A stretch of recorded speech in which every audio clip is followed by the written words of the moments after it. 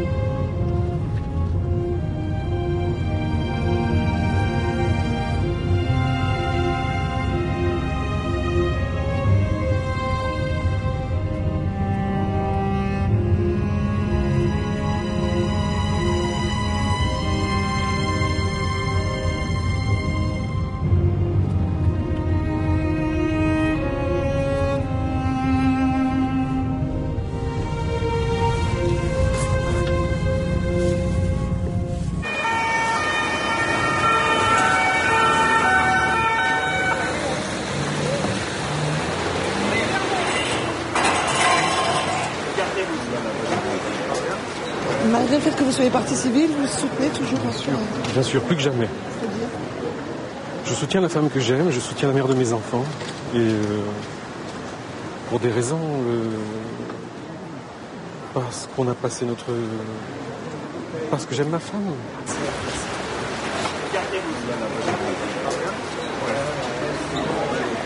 On ne comprend rien à cette femme. Si on pense que c'est une femme monstrueuse, c'est une femme douloureuse, très douloureuse. Et donc, il faut remonter à l'origine de cette douleur, à l'amour qu'elle a pour ses enfants, essayer de comprendre l'incompréhensible pour pouvoir dire l'indicible. Essayer de comprendre ce qui a pu se passer pour une femme donc, qui n'est évidemment pas monstrueuse et qui souffre comme elle souffre.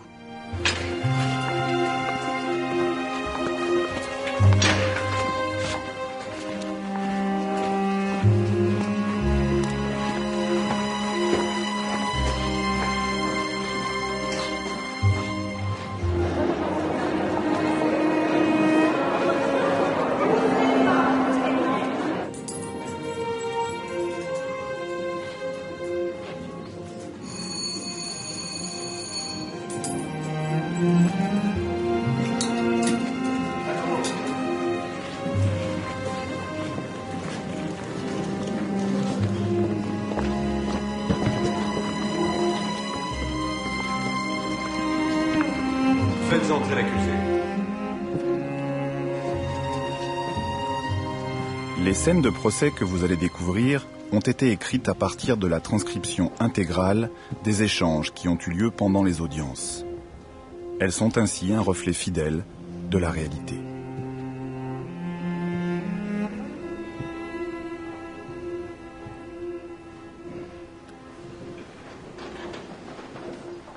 L'audience criminelle est ouverte. Quelle sera la peine? Puisque la culpabilité n'était pas remise en question de toute façon, quelle sera la peine? Est-ce que c'est une peine qui va permettre à cette famille de se reconstruire et de repartir sur quelque chose de plus solide? Ou est-ce que c'est une peine qui va la détruire? Donc, pour moi, pour mes enfants, l'enjeu c'était ça.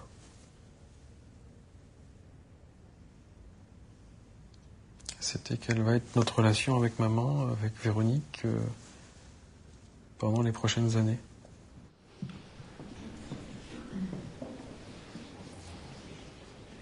En juillet 2006, on était en France, comme tous les étés, et j'ai dû repartir à Séoul pour mon travail.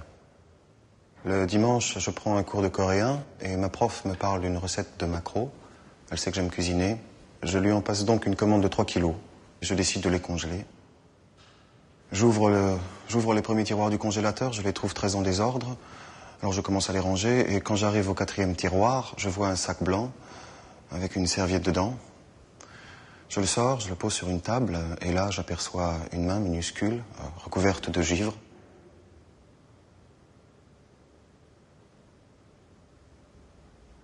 Mes mains tremblent. J'écarte un peu les pans de la serviette. Et là, que faites-vous? Je referme le sac, je le remets dans le tiroir. Je me demande ce qui se passe. Mais je retourne assez vite dans l'arrière-cuisine. Même chose, 1er tiroir, 2e tiroir, 3e tiroir, 4e tiroir. 5e tiroir, il a un autre sac. J'ouvre un 2e bébé. Je referme tout, je ressors. Que vous dites-vous à ce moment-là? Rien, je suis là chez moi, dans ma cuisine. Et tout à coup, cette image que je n'oublierai jamais. Et ensuite? J'essaie de reprendre mes esprits. Je me dis que je dois appeler la police, mais je connais même pas le numéro et je ne sais dire ni bébé ni congélateur en coréen. Vous ne pensez pas appeler votre épouse? Vous ne faites aucun rapprochement avec elle? Bien sûr que non. Véronique ne peut plus avoir d'enfant depuis 2 ans et demi. Mais la police coréenne vous demande de l'appeler. Comment lui présentez-vous les faits? Assez brutalement. Je lui dis que j'ai découvert 2 bébés dans le congélateur, que la police a des questions à lui poser, auxquelles moi je ne peux pas répondre. Sur l'accès au congélateur, la dernière personne à l'avoir ouvert. Les 2 bébés sont dans des sacs en plastique ordinaire, mais l'un d'eux est enveloppé dans une serviette. Oui, une serviette comme on en a chez nous. Je l'ai tout de suite reconnue. Monsieur Courgeot, vous reconnaissez une serviette provenant de chez vous et vous ne trouvez pas ça étrange? Je ne me suis pas arrêté là-dessus. Vous quittez Séoul le 26 juillet. 2 jours plus tard, le résultat des prélèvements ADN vous désigne comme le père des 2 bébés. Que pensez-vous de ces premiers résultats? Je me dis juste que c'est impossible. Jean-Louis nous a téléphoné pour s'inviter à dîner avec Véronique. Les enfants étaient ici pendant ce temps-là. Et après le dîner, quand tous les enfants sont partis se coucher, Jean-Louis nous a dit « Maintenant, il faut que je vous raconte que mon voyage en Corée ne s'est pas très bien passé. J'ai trouvé 2 bébés dans mon congélateur. » Alors il y a eu un grand silence, enfin une incrédulité, et puis les questions ont fusé, et immédiatement, on a pensé, mon mari et moi, mon mari le premier d'ailleurs, que c'était une machination. Mais la première question, ça a été, mais qui a pu les mettre là? À aucun moment vous pouvez imaginer qu'ils font partie de votre vie, en fait. Vous les avez jamais vus. Si vous voulez, c'est tout le paradoxe. Quand vous êtes face aux résultats ADN qui sont positifs, vous dites aux enquêteurs, monsieur, vous me parlez d'une réalité physique, je ne suis pas spécialiste, mais je l'accepte, je la conçois, je vous crois. Et moi, je vous parle d'une réalité quotidienne. Et je peux vous garantir que ma femme n'était pas enceinte. Parce que je ne peux pas passer à côté de la grossesse de ma femme. Comment pouvez-vous imaginer que je puisse passer à côté d'une grossesse de ma femme?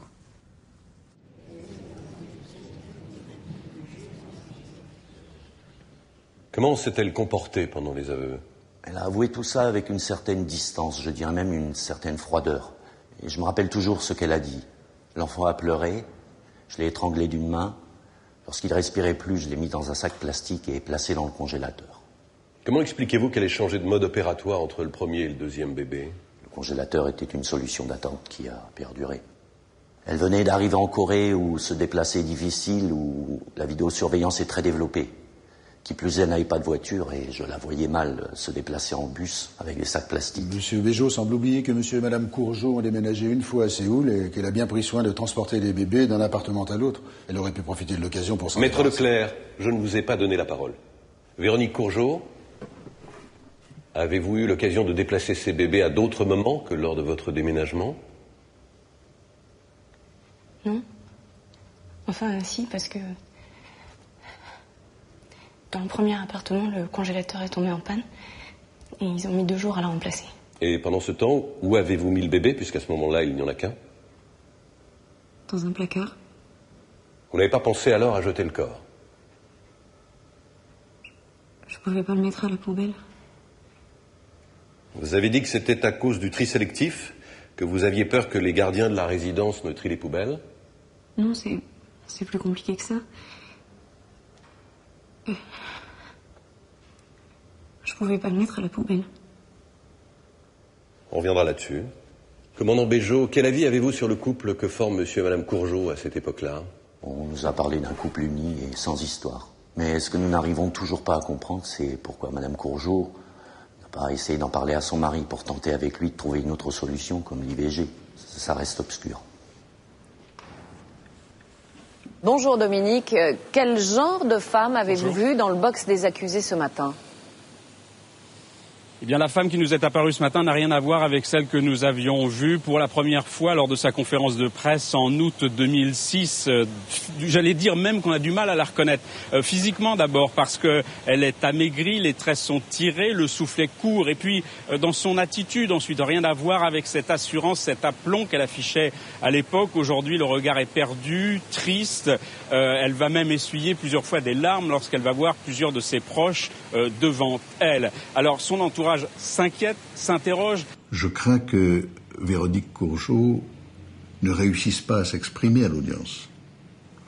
Je crains que la Véronique Courgeot que j'ai essayé de comprendre, cette Véronique Courgeot douloureuse, aimante de ses enfants, n'apparaisse pas. Que son discours apparaisse mensonger. Et puis je crains aussi que les jurés ne puisse pas accepter l'image d'une femme qui accomplit un acte monstrueux. Il est évident que l'acte qu'elle a accompli est monstrueux, mais que ce n'est pas pour autant que c'est un monstre. Et donc j'ai peur effectivement que la vérité n'apparaisse pas.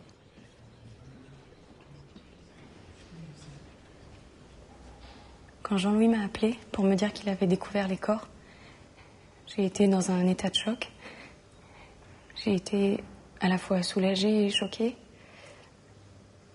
Mais il était loin, j'avais peur pour lui, je ne savais pas comment ça se passait là-bas. On me parlait d'ADN, de police, de sacs plastiques, de choses qui m'étaient totalement étrangères. Et il a fallu attendre 3 jours pour qu'on se retrouve. Mais quand il est arrivé, il était énervé, il était angoissé, et j'ai pas réussi à lui parler. C'est vrai que j'ai manqué de force. J'ai failli te le dire. Et puis j'ai pas réussi à te le dire. C'est quelque chose qui était complètement hors de ma portée, je sais pas comment expliquer ça. Et puis après, il y a eu cet emballement médiatique, on était à Chinon, chez tes parents, et là non plus, j'ai pas réussi à te le dire. Et après, pendant la garde à vue, j'ai encore nié, et puis il y a eu cette dame de la police. Une inspectrice, madame Céline Nadjar. Oui. Je sais pas pourquoi, mais j'ai réussi à parler avec cette femme. Peut-être parce que c'était une femme. Je lui ai dit que c'était des jumeaux, parce que j'arrivais pas à tout dire d'un coup. Je me suis raccrochée à cette idée. C'était une façon d'arriver à la vérité. Quelle vérité? Que j'étais la mère des enfants et que je les avais tués.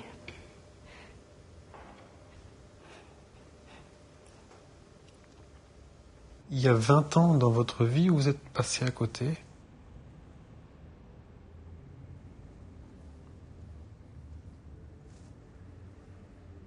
De quelque chose d'insoupçonnable, d'un drame.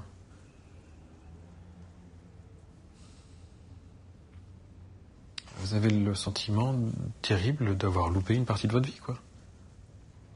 Mais non seulement une partie de votre vie, vous avez vécu dans tout ce drame sans jamais rien voir et sans jamais rien fait, sans avoir jamais rien fait pour l'arrêter.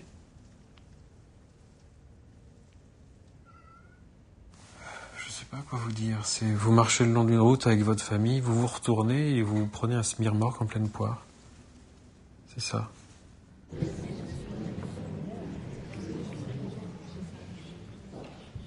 Jean-Louis Courgeot, le 11 octobre 2006, il y a donc eu une confrontation à la demande de votre épouse. Oui. Au bout d'une dizaine d'heures, M. Béjot est venu me voir pour me dire que ma femme était prête à avouer et qu'elle voulait me parler. Je n'y croyais pas.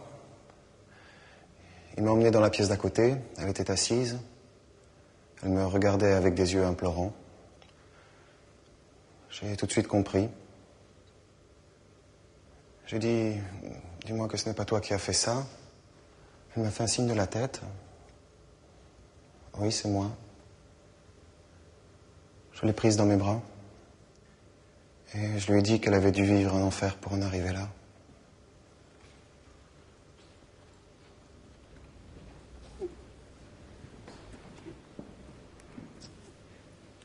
Vous repassez le film d'avant, et puis vous essayez de passer le film d'après. Et là, ça fait mal, parce que c'est pas fini, quoi.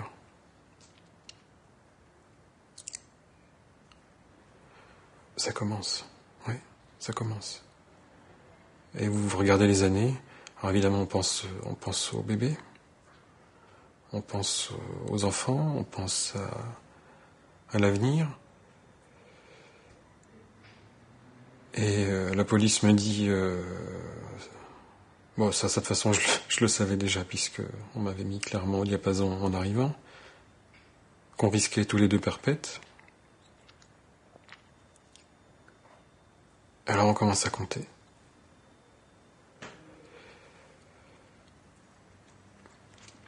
Si vous voulez, j'ai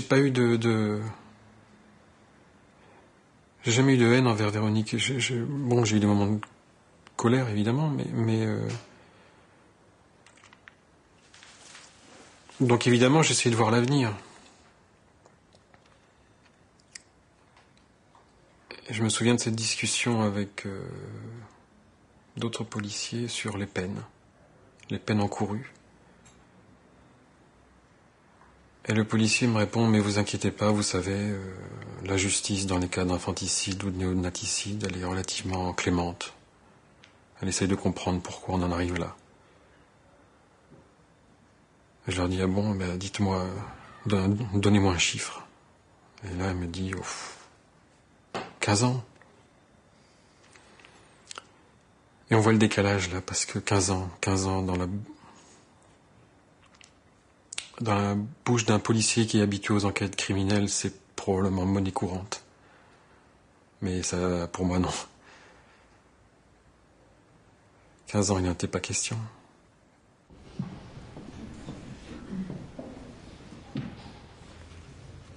Ces bébés ont été désignés par les numéros 461 et 462. Avez-vous observé une différence entre les deux corps? Oui, une différence notable. Sur le corps du numéro 462, nous avons observé un traumatisme facial avec fracture. On note donc une plus grande violence pour ce bébé-là. Par quel geste, professeur Lecomte, obtient-on de telles lésions? Un nourrisson est très fragile. Un geste modéré suffit à entraîner la suffocation. Mais pour le deuxième nourrisson, vu les dégâts aussi observés, une pression plus forte a été nécessaire. Véronique Courgeot, êtes-vous en mesure de vous souvenir de ces gestes? Vos premières déclarations parlaient d'étranglement. Mes souvenirs sont confus. Oui, il me semblait les avoir étranglés, oui. Professeur Lecomte, vous n'avez observé aucune pression sur le larynx? Aucune. Pourquoi, dans ce cas, Madame Courgeot, avez-vous parlé d'étranglement? Je sais pas. J'ai des images très brèves. Mais vous avez donné des indications précises lors de l'instruction. Et aujourd'hui, tout ceci aurait disparu de votre mémoire. J'ai voulu apporter des réponses, mais mes souvenirs sont confus. Il était déjà à cette époque-là, mais on me disait des choses. Professeur Lecomte, qu'est-ce qui, au plan médico-légal, caractérise la vie? Que les poumons aient respiré. Et comment le sait-on? Quand l'enfant crie. Et qu'en est-il de ces deux bébés-là? L'examen des poumons prouve qu'ils ont bien respiré. Donc, Madame Courgeot les a forcément entendus crier. C'est vrai, j'avais jamais entendu parler d'histoires comme ça, à vrai dire. Et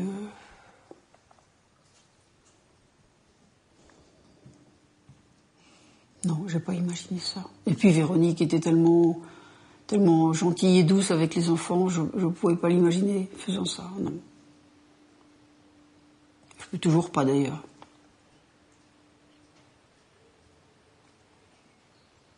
Je veux dire que je peux pas imaginer son geste. Mais elle l'a fait.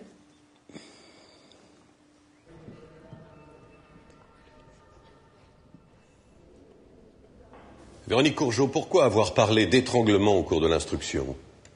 Vous dites, j'étais accroupie dans la salle de bain et j'ai étranglé le bébé de la main droite. Quand j'ai parlé d'étranglement, je me souvenais pas vraiment. Je répondais avec ce qui me venait, avec ce qu'on me disait. Parlez plus fort, Madame Courgeot. Cette idée de l'étranglement, vous allez la maintenir longtemps. Je les ai étranglés en les regardant. J'ai maintenu la pression de mes mains un certain temps. Ce qui retient l'attention, c'est en les regardant. Comment avez-vous géré le processus de l'accouchement? Gérer le processus? J'ai pas géré grand-chose. C'est arrivé, c'est tout. Et chaque fois, vous aviez eu des contractions pendant la nuit qui a précédé, puisque vous déclarez avoir accouché le matin. Oui. Oui, je me souviens des contractions, oui. Et comment faites-vous pour que votre mari ne se rende compte de rien? J'ai rien fait de particulier. Est-ce que vous vous souvenez du temps qu'ont duré ces accouchements? Quelques heures. Ça a été assez rapide. Enfin, je sais pas exactement. Vous avez donné d'autres détails sur la serviette, la longueur du cordon, le nettoyage de la salle de bain. Vous devez essayer de vous rappeler. J'ai le souvenir d'avoir été à la salle de bain. Je me souviens que j'étais accroupie dans la baignoire. J'ai le souvenir de la sensation physique du bébé qui glisse à travers mon corps. Et après, je vois plus rien, seulement ma main sur le visage. Est-ce que c'est pour étouffer les cris de l'enfant que vous mettez votre main? Non. Enfin, je sais pas. Je sais pas. C'est très confus. Monsieur le Président, je pense qu'il serait préférable de suspendre l'audience quelques minutes. Très bien, Maître Leclerc. L'audience est suspendue.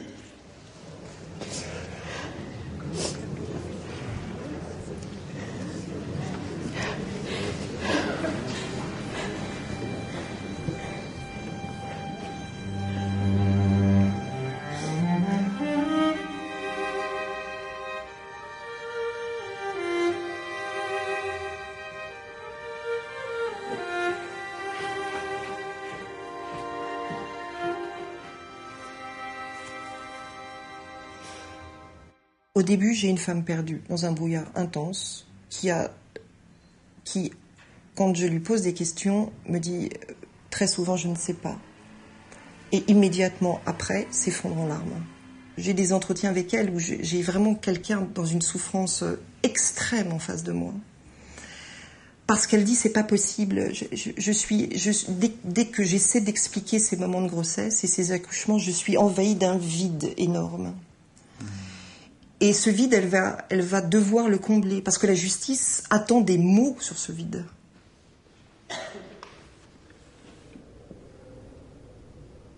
À Séoul, après avoir accouché, vous devez aller chercher vos enfants à l'école. Quelle distance devez-vous faire? Quelques centaines de mètres. L'école française se trouve sur une colline, la pente est raide.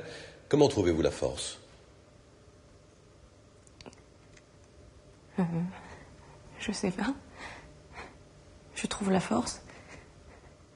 Vous accouchez le matin dans votre baignoire, vous étouffez le bébé. Vous nettoyez la salle de bain, puis vous partez chercher vos enfants à l'école. Et chaque fois en marchant quelques centaines de mètres, c'est bien cela? Oui. Jamais aucun malaise, aucune faiblesse?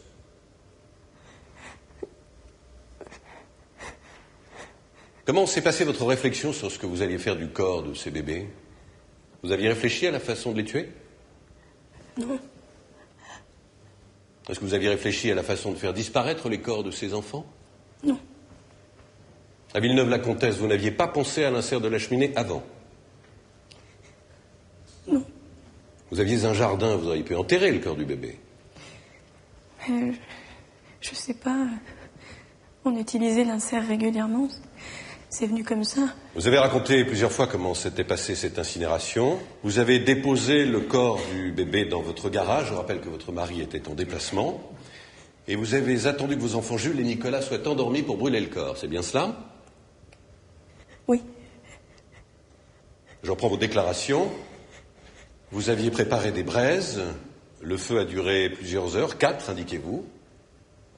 Et pendant que le corps brûlait, qu'avez-vous fait? Oh, Monsieur le Président, c'est de l'acharnement. Maître Leclerc, je mène les débats comme j'entends les mener, vous n'avez pas à intervenir.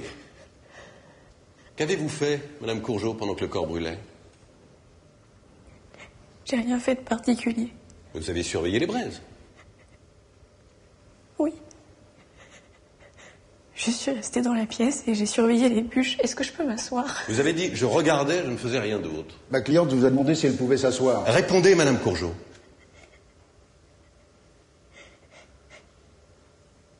Je suis restée dans le salon et j'ai vérifié. Donc, pendant 4 heures, vous regardez le corps de votre bébé se consumer.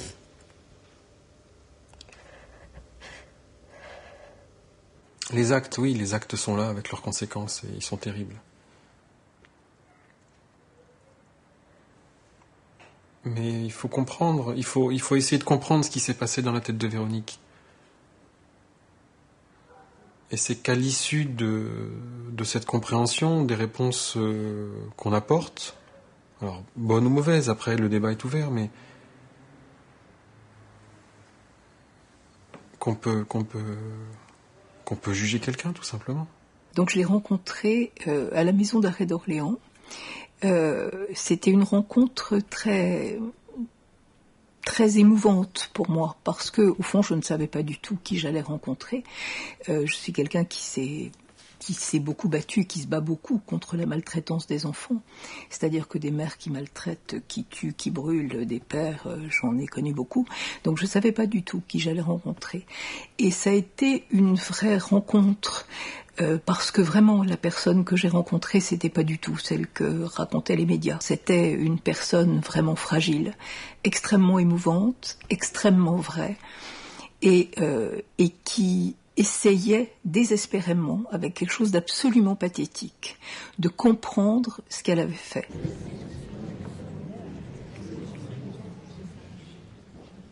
Son père est viticulteur, il travaille dur depuis toujours. En 1961, il rencontre Monique, qui a déjà une fille de 5 ans, Jocelyne. Pendant les 11 années qui suivent, les époux Fièvre donnent naissance à 6 enfants. En tout, ils ont donc 5 filles et 2 garçons. Véronique est l'avant-dernière. Une famille nombreuse, comme il en existe beaucoup dans les campagnes, Monsieur Kremer. Avec tout de même une particularité, la personnalité de la mère, Monique Fièvre. C'est une femme qui doit épauler son mari dans les vignes et s'occuper des 7 enfants. Elle se plaint beaucoup. Souvent, le soir, elle quitte la table, en pleurs. Une fois, elle dit qu'elle serait mieux au fond du trou.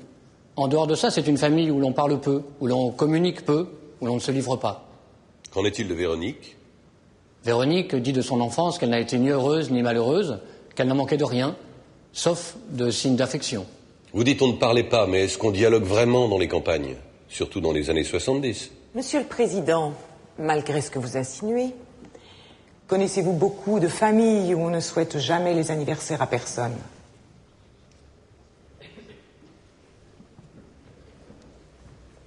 Madame Courgeot, avez-vous le souvenir de fêtes d'anniversaire? Non. On les fêtait pas. Quels que soient les enfants? Oui. Je me souviens pas de cadeaux, de... Non, rien. Est-ce que c'était la même chose dans les familles voisines? Non, on avait des contacts avec les voisins et chez eux, il y avait des gâteaux avec des bougies. Est-ce que c'est parce que vous ne fêtiez pas les anniversaires que vous ne connaissez pas la date de naissance de vos parents? Peut-être, je sais pas. On vous les a demandés lors de l'instruction, vous n'avez pas pu répondre. À quoi attribuez-vous cette incapacité avec les dates de naissance? Mais ça concerne pas que les dates de naissance. J'ai du mal à me souvenir, à me situer dans le temps. Vous vous souvenez de ces moments où votre mère quittait la table en pleurant? Oui. À votre avis, c'était dû à quoi? À la fatigue, au surmenage. Est-ce que vous auriez supporté la pression que subissait votre mère? Je pense que... je sais pas. Est-ce que vous comprenez qu'elle craque?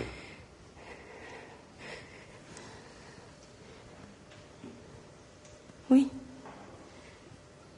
Oui, je comprends, oui. C'est vrai que c'est une famille de taiseux, mais des familles de taiseux, il y en a beaucoup. Ça donne pas tous des Véronique Courgeot, et surtout, il n'y a pas du tout les mêmes manifestations. Il y a beaucoup de familles où on ne transmet pas. C'est vrai. Là, on sait rien de l'histoire, ou si elle est dite, et c'est pas seulement à la génération de Véronique, si l'histoire est dite, elle est dite comme ça, comme n'ayant pas de sens. Ça, c'est très frappant. Quand j'ai interrogé la mère de Véronique, par exemple, elle a mentionné que dans la fratrie de sa mère à elle, donc de la grand-mère maternelle de Véronique, il y avait 3 enfants morts. C'est pas secret, c'est pas caché. Et elle dit, on le disait, c'est tout. Ça a été sa phrase. On le disait, c'est tout. Mais si on rapporte cette phrase à la réalité, 3 enfants morts dans une fratrie, c'est énorme. Même chez des gens qui n'ont pas lu Freud et tant mieux pour eux, on se rend quand même bien compte que c'est pas rien. Donc on peut penser qu'il y a comme ça une histoire extrêmement lourde sur plusieurs générations. D'ailleurs, il faut toujours dire que, quand même, pour que quelqu'un en arrive, soit à être très très très très très malade, à une génération, soit à faire des choses comme ça, qui témoignent de difficultés extrêmes, des choses terribles, des crimes, etc., il faut plusieurs générations pour fabriquer quelqu'un qui va très mal.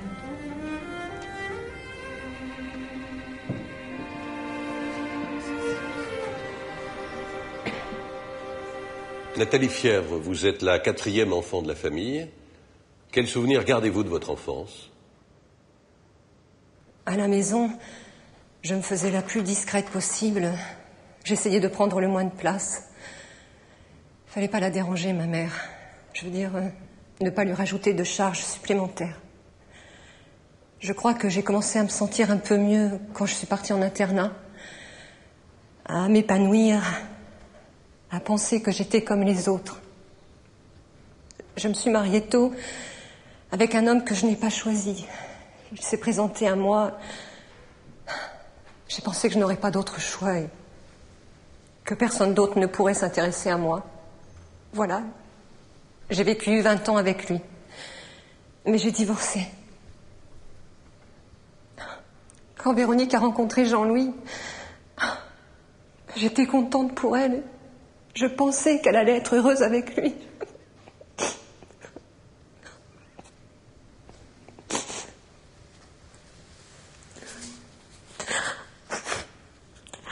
En fait, je crois qu'elle devait être très déprimée, sans aucune confiance en elle, avec une estime de soi très basse, qui fait qu'on se sent nul dans chacun de ses gestes, dans chacune de ses paroles. Qu'avez-vous à dire sur Véronique en tant que mère? Je pense que c'est le seul rôle qu'elle a pu essayer de tenir. Quand on n'a pas confiance en soi, la maternité vous aide. Parce que vous vérifiez chaque jour que vos enfants vont bien, grandissent bien. Leur bien-être, c'est la preuve que vous êtes capable de bien faire. Alors ça vous conforte. Je dis ça parce que pour moi aussi, mes enfants, c'est ma priorité. Comme pour Véro. Est-ce que vous n'avez pas le sentiment qu'elle a pu être dépassée par la maternité? Qu'elle était débordée par les tâches qui vont avec l'éducation des enfants? Non. On a pourtant relevé chez elle une certaine tendance au désordre. L'idée d'un 3e enfant a pu la rendre nerveuse. Parce que c'était de nouvelles contraintes, de nouvelles tâches ménagères. Vous pensez que c'est seulement ça, être mère? C'est aussi cela. Évidemment, il ne faut pas être réducteur, mais c'est aussi d'assumer ces tâches-là. Elle les a toujours assumées pour Jules et Nicolas. Eh bien, quand on est fragile, quand on n'a pas confiance en soi, il ne faut pas se mettre dans des situations d'accumulation. Celle qu'implique une famille nombreuse. Autrement dit, ce que votre mère a subi, Véronique n'a pas voulu le subir. Je pense que Véronique n'a pas choisi. Elle a subi sa vie, elle aussi. Véronique Courgeot, avez-vous souffert de vivre dans une famille nombreuse? J'ai peut-être eu du mal à trouver ma place, oui. Est-ce que vous aviez eu une place autre à trouver que celle que vous aviez déjà? Oui. On dit que vous vous isoliez beaucoup. Oui, pour lire. Aujourd'hui encore, vous êtes quelqu'un de solitaire. J'aime le calme. Est-ce pour cela que vous avez souvent fait garder vos enfants entre 1998 et 1999, alors que vous ne travailliez pas? C'était pour être au calme? Monsieur le Président, une mère de jeunes enfants a le droit d'être fatiguée. Entre 2 et 5 jours par semaine, cette assistante maternelle trouvait ça un petit peu étrange. Non mais c'est du parti pris, Monsieur le Président. Maître Leclerc. Il ne s'agit que de quelques heures par semaine, et quand bien même. Enfin, toutes les mères font garder leurs enfants. Cessez de m'interrompre, Maître Leclerc. On a trouvé d'autres contrats avec une autre nourrice entre octobre 2000 et début 2001. Mais c'était... En particulier les mercredis. C'était pendant ma période de formation. Non, on a vérifié. Est-ce que ce désir absolu de tranquillité n'était pas incompatible avec le fait d'avoir des enfants? C'est vrai que j'aime le calme. Mais je me suis toujours occupée de mes enfants. Et je laisse à personne d'autre le soin de le faire. Madame Courgeot, pouvez-vous nous raconter les premiers mois de la naissance de Jules? Oui, il avait de l'eczéma sur tout le corps. Il souffrait beaucoup. Il pleurait sans arrêt. Et la nuit, je restais près de lui pour le soulager. Ça a duré 6 mois. Et pendant 6 mois, vous n'avez pas dormi, Véronique? Oui.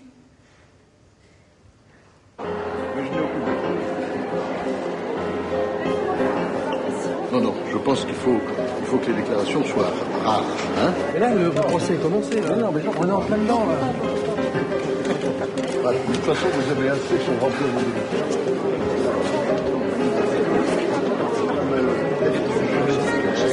Cette mère qui adore ses enfants s'interroge tous les jours pourquoi elle a fait cela. Et c'est difficile, parce qu'elle est comme nous. Elle est comme nous tous. On essaye de comprendre et c'est dur à comprendre.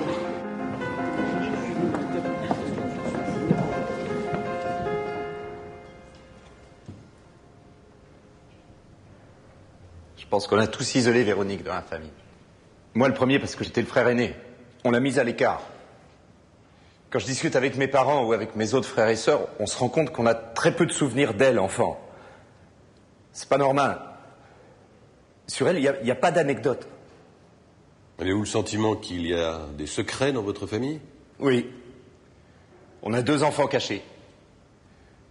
D'abord Jocelyne, parce qu'on a su très tard que c'était notre demi-sœur, en s'imaginant plein de choses, puisque c'était secret. Moi j'ai pensé que ma mère s'était fait violer, par exemple. Et ensuite, Lydie qui est arrivée du jour au lendemain parce que ma mère nous avait rien dit. Et quand Lydie est arrivée, Véronique a dû laisser la place. Jusque-là, elle dormait dans la chambre de mes parents. C'était la petite dernière. Et puis, du jour au lendemain, on l'a chassée. Vous savez, mes parents, ils n'ont pas lu Françoise Dolto. À cette époque, personne ne lisait Françoise Dolto, pas plus vos parents que les autres. Ça ne fait pas de votre famille une famille exceptionnelle de ce point de vue. Oui, mais de là à pas prévenir qu'une petite sœur va arriver...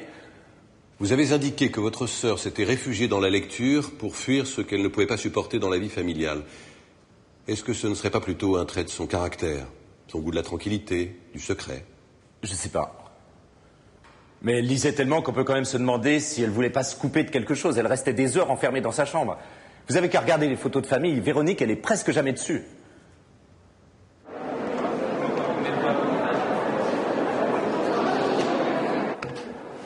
Les assises affichent complet. Pourtant, ils attendent dans l'espoir de pénétrer dans la salle d'audience et dans l'intimité d'un couple, d'une famille. Je sais pas, je m'en trompe, c'est pas grave. Véronique Courgeot a été élevée dans le secret, dans les non-dits et dans une famille où les naissances étaient ni annoncées ni célébrées.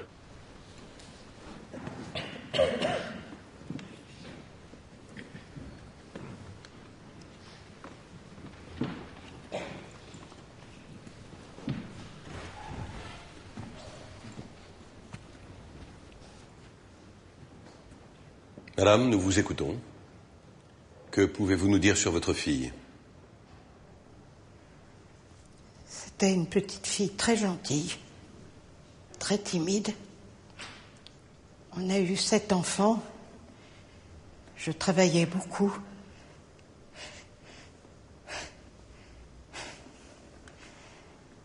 Est-ce qu'on peut avancer un siège pour le témoin, s'il vous plaît? Est-ce que vous avez voulu avoir une famille nombreuse? Je ne sais pas. Il n'y avait pas de contraception à ce moment-là. Oui, mais enfin, on pouvait quand même faire autrement. Ça s'est fait comme ça. Est-ce que vous avez parlé avec vos filles de sujets comme la contraception? On ne parlait pas de ces choses-là. Est-ce que vous leur avez parlé de l'histoire de Jocelyne? J'ai pas pensé à le dire aux enfants. On voulait faire aucune différence. On imagine que cette première grossesse a été discrète. Est-ce que vous n'avez pas eu tendance à garder le secret sur les grossesses suivantes? Non. J'en ai toujours parlé à mon mari. Mais à vos enfants, à Véronique en particulier? Non. J'ai jamais dit aux enfants que j'attendais des enfants. Madame Fièvre, lors d'un interrogatoire, le juge d'instruction vous a demandé de quelle couleur étaient les yeux de Véronique.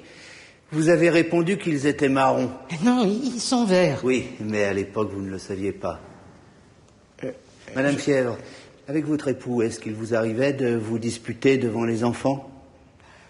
Par moments, à cause du surmenage. On dit que vous vous plaignez beaucoup. J'avais du mal. Oui, parfois je pleurais, je partais dans la chambre. Vous ne pensez pas que c'est pu marquer Véronique, lui donner une image négative de la maternité?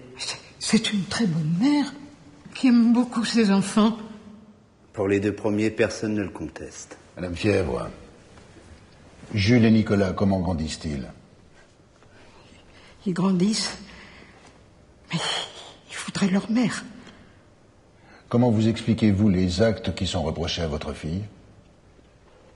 On a du mal à comprendre. Mais on lui pardonne, c'est tout. On n'a aucun reproche à lui faire. Véronique Courgeot, souhaitez-vous réagir après la déclaration de votre mère? Non. Vous avez souvent évoqué le caractère secret de votre mère.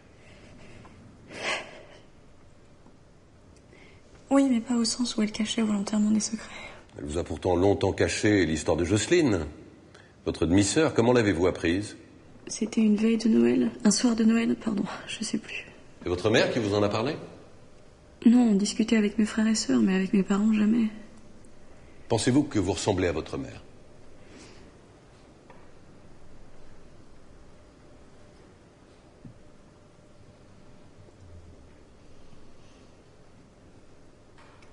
Oui.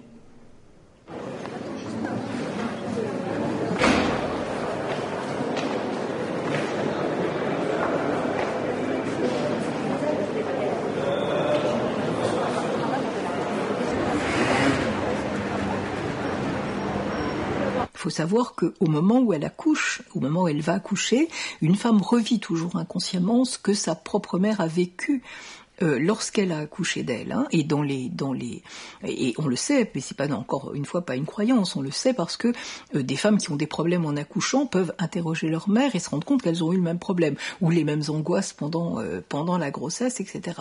Donc, partant de cette hypothèse, j'ai demandé à Véronique Courgeot si elle savait quelque chose de ce qui s'était passé à sa naissance. Elle ne savait rien.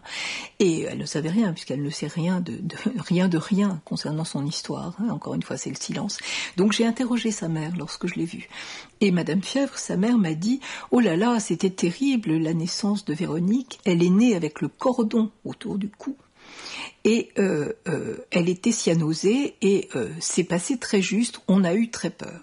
Donc ce bébé est né avec un risque de mort imminente, un étranglement. Il faut se rappeler quand même qu'elle racontera qu'elle a étranglé un des enfants dans les choses qu'elle a dites. On ne dit jamais n'importe quoi.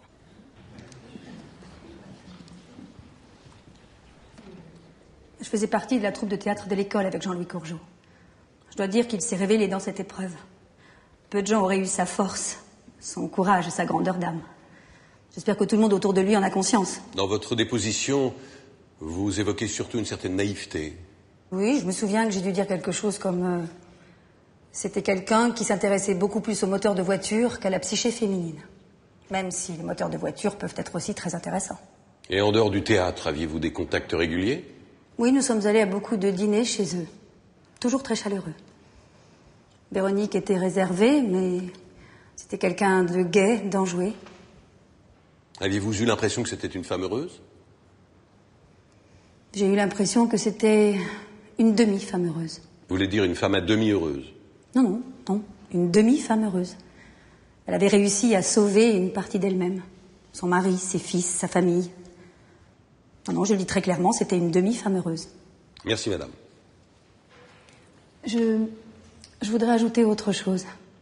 En tant que femme et mère, je ne me sens ni meilleure ni pire que Véronique. Et je pense que dans des circonstances pareilles, j'aurais fait la même chose.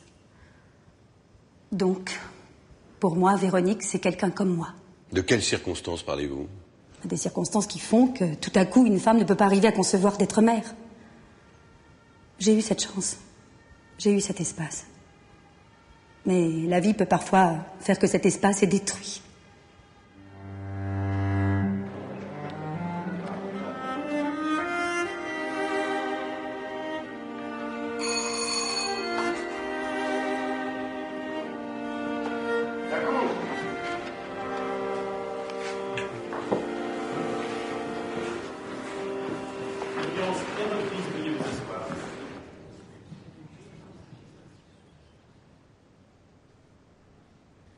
Monsieur Courgeot, revenons sur les grossesses de votre femme.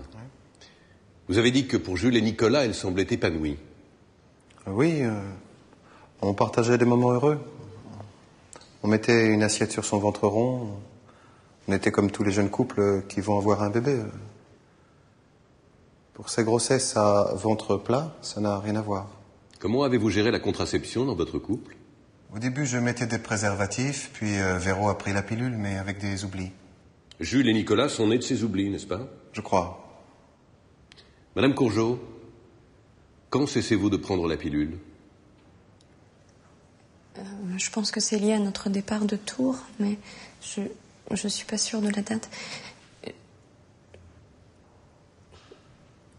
Quelque part, ça peut paraître absurde, mais j'ai oublié de continuer à prendre la pilule.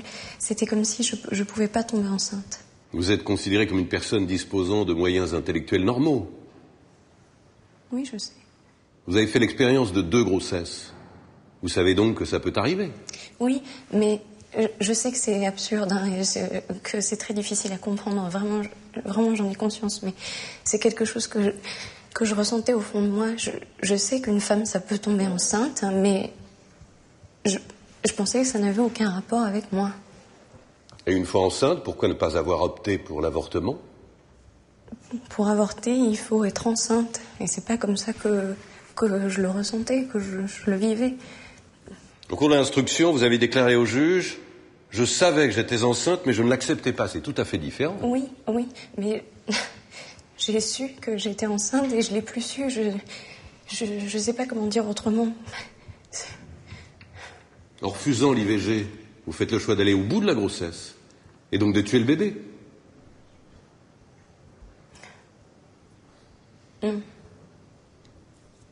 Non, c'est pas un choix, Monsieur le Président.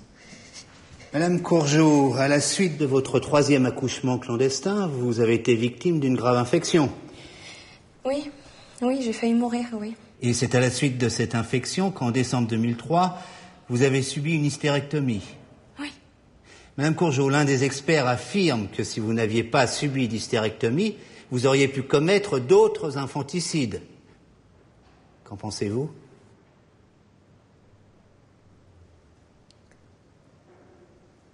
Je pense que c'est possible, oui.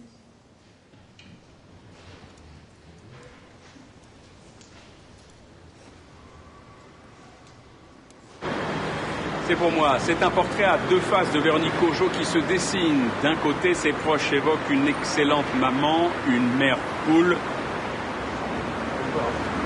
De l'autre, une femme qui a gommé ses grossesses à tel point que ce soir, elle fait cet aveu. J'ai fini par croire que je n'étais pas la mère de ses bébés.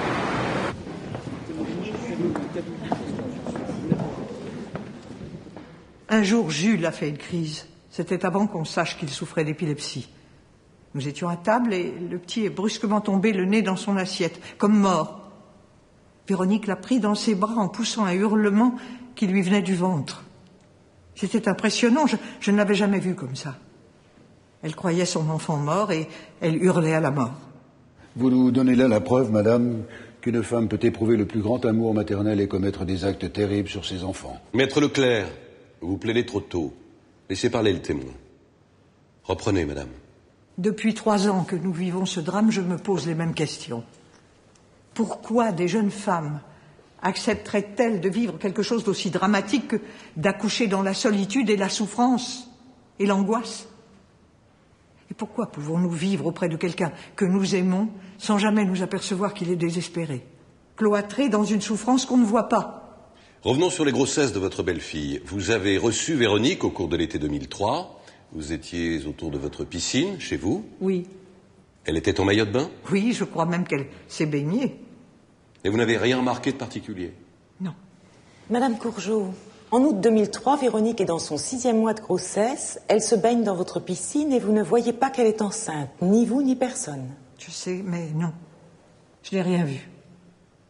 Personne n'a rien vu.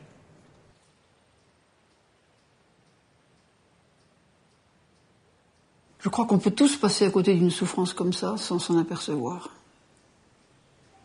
Parce que quand même, si c'était si facile de s'en rendre compte, il y aurait forcément quelqu'un qui s'en serait rendu compte. Là, il y avait nous tous. Il y avait ma fille Béatrice, elle est médecin, elle est très branchée psy, elle s'en serait aperçue. Véronique, elle a des sœurs dont elle est très proche, elle a une mère aussi, ils avaient plein d'amis, quelqu'un s'en serait aperçu. Personne ne s'en est aperçu. Comment j'ai pu passer à côté de la grossesse de ma femme? Avant la garde à vue, je disais que je plaignais les hommes qui pouvaient avancer l'hypothèse qu'ils ne puissent pas voir la grossesse de leur femme. Et je me dis, je plaignais aussi leurs femmes. Et parce qu'on pense tous aux relations sexuelles, aux relations intimes d'un couple. Des questions sur la fréquence des rapports, la position, lumière allumée, lumière éteinte, et vous êtes là, vous répondez à toutes les questions. Oui, on faisait l'amour comme ceci, tant de fois, lumière allumée, lumière éteinte. Et puis après, vous répondez gentiment. Puis après, vous posez la question à la juge d'instruction. Vous dites, mais dites-moi, quelle est la position qui vous permet de ne pas voir qu'une femme est enceinte à 9 mois de grossesse? Quand vous êtes tous les deux nus sur le lit, est-ce que vous pensez qu'il y a une position qui vous permet de voir que votre femme est enceinte plus qu'une autre? Et la réponse de la juge, ça a été oui. Ça a été oui. Mais à partir de là, voilà, le canyon entre vous et elle est décidé. Il est dessiné. Vous savez très bien où vous en tenir. Vous n'êtes pas du tout sur la même longueur d'onde. Clairement, vous n'avez même pas la même vie.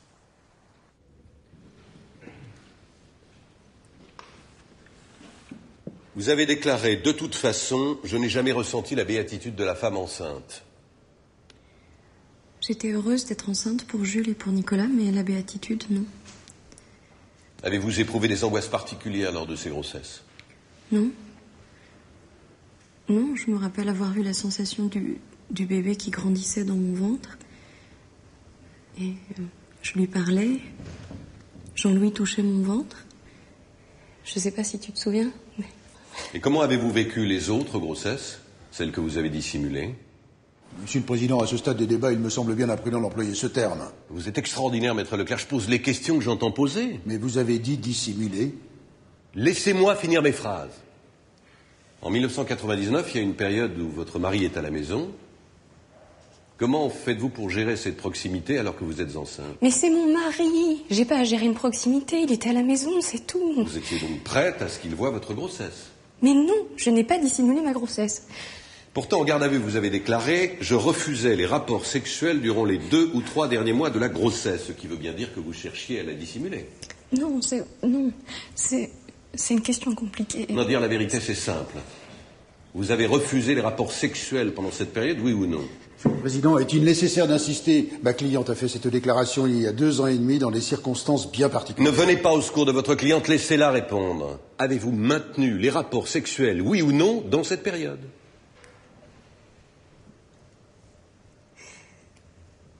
C'est vrai qu'on a eu des périodes sans relations sexuelles, mais pas tant que ça. Répondez à la question, Madame Courgeot.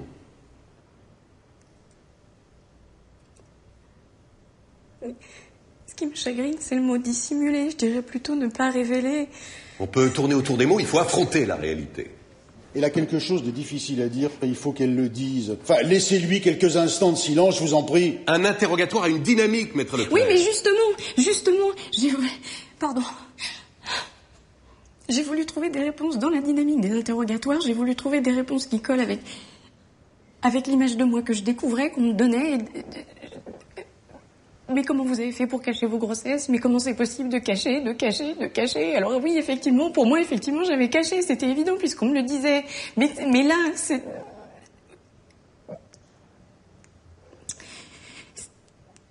Mais là, c'est... Maintenant... Vous pleurez? Non, je pleure pas, je suis en colère. Madame Courgeot, je vous ai mise face à vos déclarations. Avez-vous quelque chose à ajouter? Ce que je voudrais dire, c'est que pendant l'instruction, j'ai voulu apporter des réponses, mais que les choses évoluent. Non, les faits ne changent pas comme ça, ils sont blancs ou noirs. Bon, je fais ce métier depuis longtemps, c'est la première fois qu'on ne laisse pas ma cliente s'exprimer librement. Ce que je voudrais, Maître Leclerc, c'est que vous cessiez de m'interrompre, vous cassez la dynamique de l'interrogatoire. Monsieur Courgeot, avez-vous une réponse là-dessus? Effectivement, en 2003, nous n'avons pas eu de relations sexuelles de septembre jusqu'à l'accouchement de Véro. En revanche, pour les grossesses de 2002 et de 99, nous en avions. Je n'ai aucun doute là-dessus. Il est fait état de rapports sexuels au cours de l'été 2002, au mois d'août 2002. Vous avez un repère? Oui, j'en ai un. Maintenant, si vous voulez que je vous raconte mes ébats avec ma femme... Ce ne sera pas nécessaire. Mais en 1999, vous êtes au Maroc. Et vous vous demandez si votre femme n'est pas enceinte. Oui, je la trouvais fatiguée, grise mine. Je lui ai demandé si elle était enceinte, mais sa réponse a été claire. Je n'avais aucune raison d'en douter. Madame Courgeot, lorsque votre mari vous demande au Maroc si vous êtes enceinte, qu'avez-vous ressenti? J'ai répondu que non. Mais j'étais pas enceinte. Pour moi, je l'étais pas. Dans plusieurs déclarations, et elles sont nombreuses, vous dites que vous étiez parfaitement consciente de votre état de grossesse. Mais oui, je sais, je l'ai dit, mais... Je sais... J'ai été consciente au début d'être enceinte, mais après... Après, cette conscience, je l'ai plus. Je sais pas comment le dire autrement. Et ce que je peux vous dire aujourd'hui, c'est que ces grossesses, elles n'existaient pas. Pour moi, j'étais pas enceinte. Enfin, Madame Courgeot, un peu de cohérence. On peut pas se savoir enceinte et l'oublier. Ce que je voudrais dire, c'est que j'étais pas enceinte d'un bébé. Ça n'a jamais été des bébés pour moi. C'était comme une partie de moi-même. J'ai jamais eu le sentiment de tuer des bébés.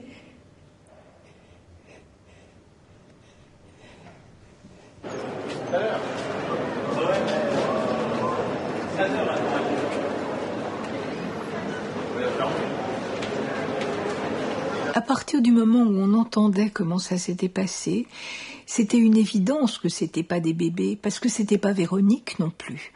C'était un espèce de cauchemar qui la happait, qui se déroulait et dont elle était l'actrice. Elle était juste avec une horreur qu'il fallait endiguer.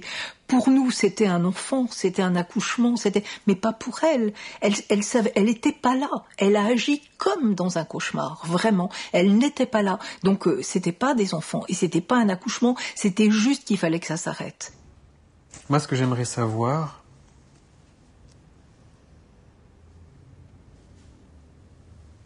c'est comment on peut penser que sa femme est enceinte quand elle vous dit qu'elle ne l'est pas. J'aimerais aussi qu'on puisse répondre à cette question-là. Quand j'ai demandé à Véronique en 99 si elle était enceinte, je me suis contenté de sa réponse. Bon. Et puis la preuve que je m'étais trompé et qu'il n'y avait pas de bébé. Donc on met ça sur des kilos en trop, on va pas l'emmerder pour des kilos en trop. Enfin bon. On en est tous réduits au même point de ce côté-là. Enfin, ce sont des petites choses. À chaque questionnement furtif, on vient y apporter une petite réponse cartésienne qui tient la route. Et puis, il n'y a pas de gros ventre, il n'y a pas de bébé. Tout simplement.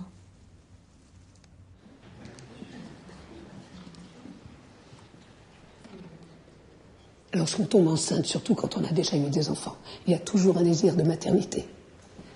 Madame Courgeot veut nous montrer à quel point elle peut être mère, sauf qu'elle ne peut pas aller au bout et qu'elle annule la situation maternelle. J'ai le désir d'être mère et je l'annule en tuant les enfants par 3 fois, ce qui quand même n'est pas banal.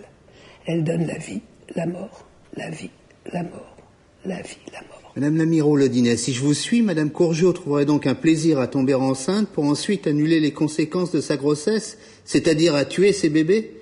À vous entendre, on doit se poser la question de la perversité. Non. Je n'ai noté aucune jouissance chez elle à détruire les petits corps. Voyez comme elle nous a parlé de l'incinération. Une femme perverse aurait renoué avec son plaisir. Elle aurait raconté la scène très différemment. En revanche, elle est dans la maîtrise. Je dirais même dans la toute-puissance. Elle ment, elle dissimule, elle change sa version. Vous retenez donc la thèse de la dissimulation? Non, je retiens la dénégation. Madame Courgeot sait qu'elle est enceinte, mais le refuse. La dénégation lui permet de faire comme si la grossesse n'existait pas et de continuer sa vie comme par le passé. Oui, la dénégation, dissimulation, c'est tout de même très proche. Non, monsieur l'avocat général, ce sont des notions très différentes. Madame Lamirault-Lodinet, comment expliquez-vous le passage à l'acte de Madame Courgeot?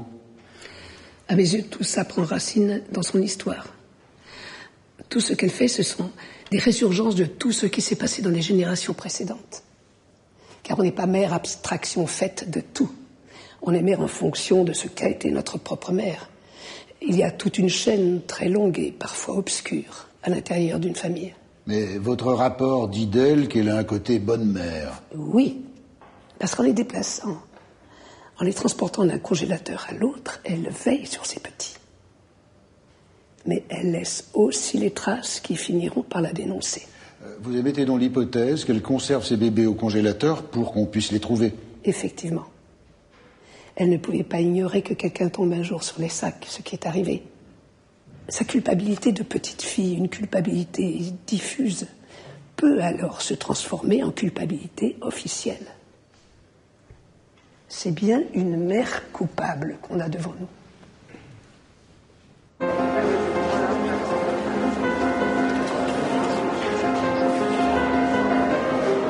C'est le déni plutôt selon le sens, l'acception qu'on lui donne dans la vie courante, où on ne reconnaît pas les choses. Il y a une dimension transgénérationnelle sur cette transmission de la féminité, de la maternité. Les psychiatres, ils ne peuvent pas faire tout, c'est pas Dieu le Père. Hein. Où la question même de la préméditation se poserait, alors que là, elle ne se pose pas dans le déni. Bien sûr, on ne peut pas préméditer quelque chose qu'on ne sait pas.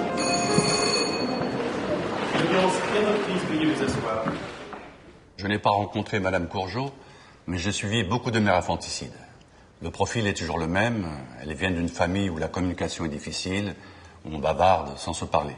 Le deuxième point, et c'est important, c'est que toute femme enceinte formule sa grossesse en se disant « j'attends un enfant ». Elle le formule à elle-même et elle le formule à autrui. Et par cette formule, elle commence à rêver sur cet enfant, à se l'imaginer. Il commence à exister dans sa tête. Et qu'en est-il des mères infanticides? Chez les mères infanticides, cette annonce est bloquée. Et c'est une autre formule qui prend toute sa place. Quelle est cette catastrophe qui m'arrive? Et le premier souci de cette femme, c'est de cacher sa grossesse. Vous voulez dire de la dissimuler? Non, on ne se situe pas à un niveau conscient. Tout se passe inconsciemment. Du coup, la femme grossit peu, son aspect physique ne se modifie pas. Elle garde le corps d'une femme qui n'attend pas de bébé.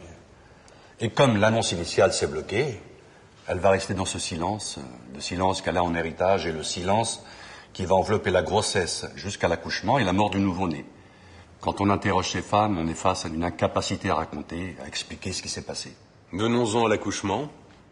De la même façon que la grossesse a été particulière, l'accouchement de ces femmes est inhabituel. En général, il est rapide, facile. Pourquoi ces accouchements sont-ils aussi faciles? Parce qu'elles n'accouchent pas d'un bébé, elles n'accouchent pas d'un corps. Elles perdent du corps, elles perdent un déchet. C'est comme ça qu'elles le vivent et donc ça passe.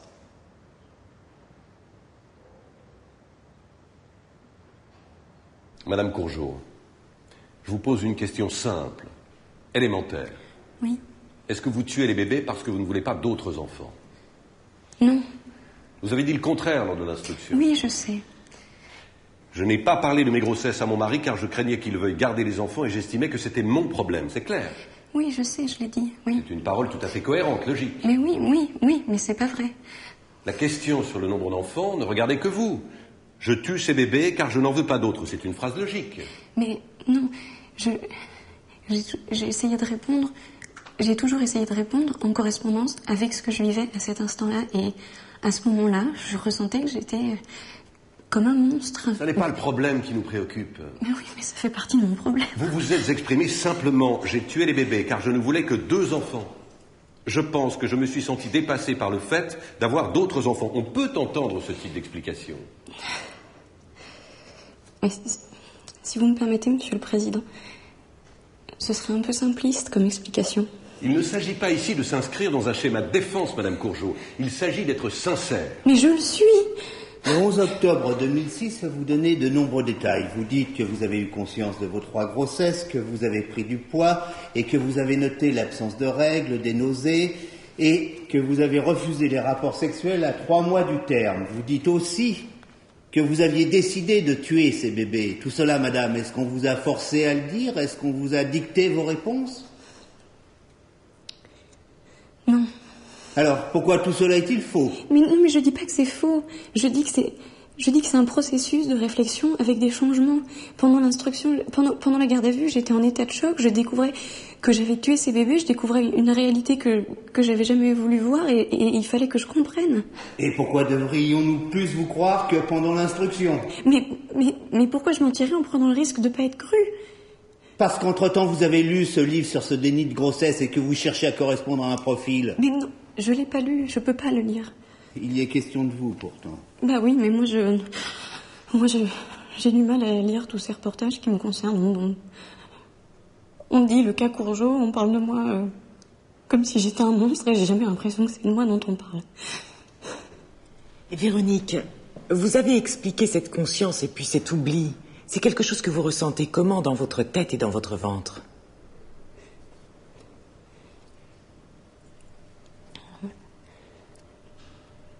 C'est quelque chose que j'explique plus dans ma tête que dans mon corps. Pendant les grossesses, c'était comme si mon corps et ma tête n'étaient pas en relation, comme si ça communiquait pas. Et quand vous avez dit que vous alliez de temps en temps ouvrir le congélateur pour voir s'ils étaient vraiment là? Oui, j'avais l'impression qu'ils auraient pu... J'avais l'impression qu'ils auraient pu ne pas être là. J'ouvrais les tiroirs, je les voyais, et dès que j'avais refermé la porte du congélateur, c'était tout de suite oublié. Mais je sais pas comment dire. C'est tellement dur. C'est comme si ce qui se passait dans mon corps, ça se passait pas dans ma tête. Je crois que j'ai une relation particulière avec mon corps. Et les psychiatres m'ont souvent demandé si je ressentais du plaisir pendant les relations sexuelles, mais je crois pas. crois que j'ai jamais ressenti de plaisir.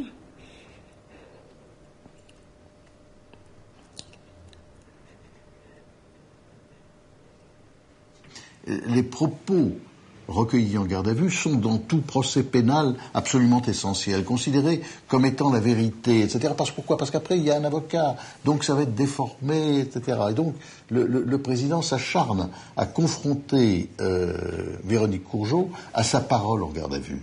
Et sa parole en garde à vue est une parole qui, à mon avis, curieusement, est beaucoup moins sincère que sa parole à l'audience. Je crois effectivement que la garde à vue, contrairement à ce qu'on pense, que la garde à vue peut être à l'origine d'erreurs totales.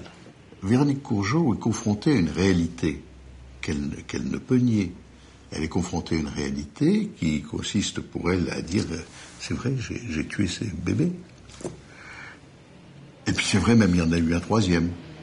Elle le dit à ce moment-là. Donc il y a une logique qui est une logique d'aveu absolu. Et puis à ce moment-là, elle est confrontée à quelque chose qui est à la fois son interrogation et l'interrogation des autres. Mais c'est vrai, je ne peux pas ne pas avoir su que j'étais enceinte. Et donc, si j'ai su que j'étais enceinte et que je ne l'ai pas dit, c'est sans doute que j'avais l'intention de tuer des chats. C'est-à-dire quelle espèce d'analyser des comportements inconscients, des comportements qui n'existent pas, avec une certaine logique. Et cette logique est la logique que les policiers lui expriment vraisemblablement dans les questions qu'ils lui posent. L'insistance du président, elle est très symptomatique. C'est-à-dire que ce qui s'est joué quand même pendant ce procès, c'est est-ce que quelqu'un peut faire des choses comme ça et ne pas être un monstre? Est-ce qu'un monstre, ça existe? Moi, je pense qu'un monstre, ça n'existe pas. Les gens qui font des choses monstrueuses, ils les font parce qu'ils ont vécu des choses monstrueuses, ou ils ont vu vivre des choses monstrueuses, ou dans leur histoire familiale, sur plusieurs générations, des choses monstrueuses ont été vécues, et que quelque chose comme ça se répète. Mais c'est quelque chose qui n'est pas audible par notre société. Il faut vraiment que, comme il y a des siècles, le fou soit le fou, quoi. Qu'on revienne vraiment à le catégoriser, rien à voir avec nous. Et de ce point de vue, ce procès est assez exemplaire. Et au milieu de ça, on avait Véronique Courgeot elle-même qui faisait entendre sa singularité d'une façon qui émouvait vraiment tout le monde et qui a fait basculer la presse. Elle a vraiment fait basculer la presse. Elle a fait entendre qui elle était. Et cette personne absolument unique, qui avait une histoire unique, pathétique, qui ne se résumait pas à une étiquette. Au début de ma carrière, j'ai connu une interne qui s'est découvert du jour au lendemain une masse volumineuse dans l'abdomen. Elle était persuadée d'avoir un cancer. Mon collègue chirurgien qui s'apprêtait à l'opérer a demandé, in extremis, une radio de l'abdomen.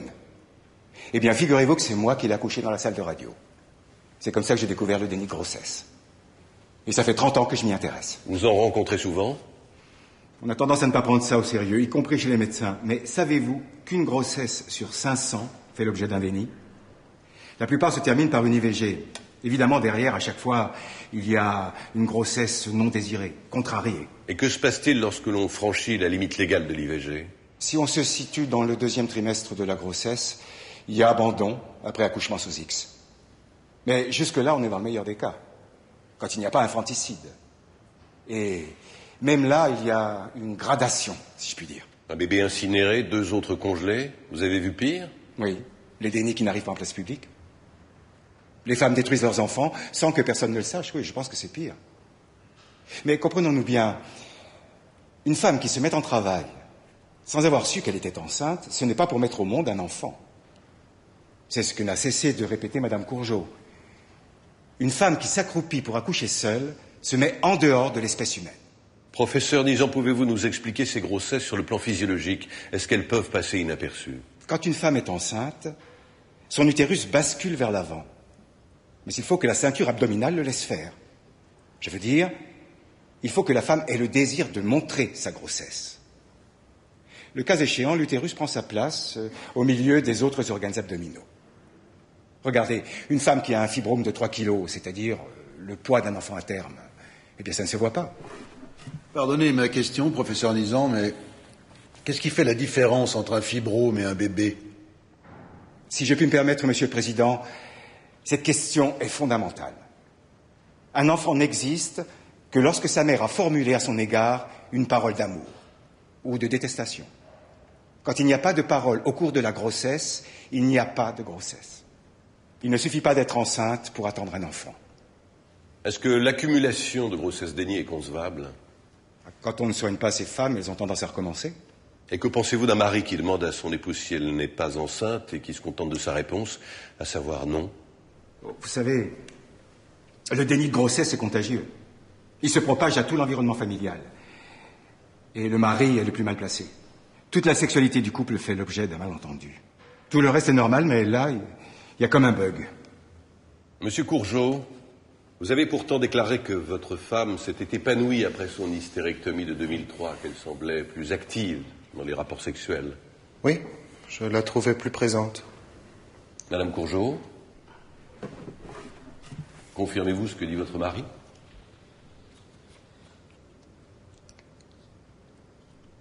C'est vrai qu'il y a eu des moments dans ma vie où je me suis sentie indigne d'être aimée. Et indigne d'être aimée, oui, et que je pensais que si les gens venaient nous voir à la maison, c'était surtout pour voir Jean-Louis et les enfants, et surtout pas moi.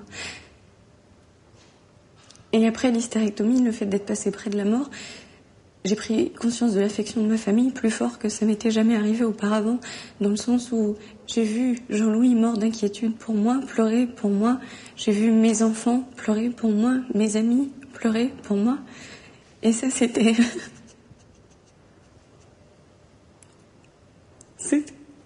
C'était comme si... tout l'amour que j'avais autour de moi et que j'avais pas vu me tombait dessus.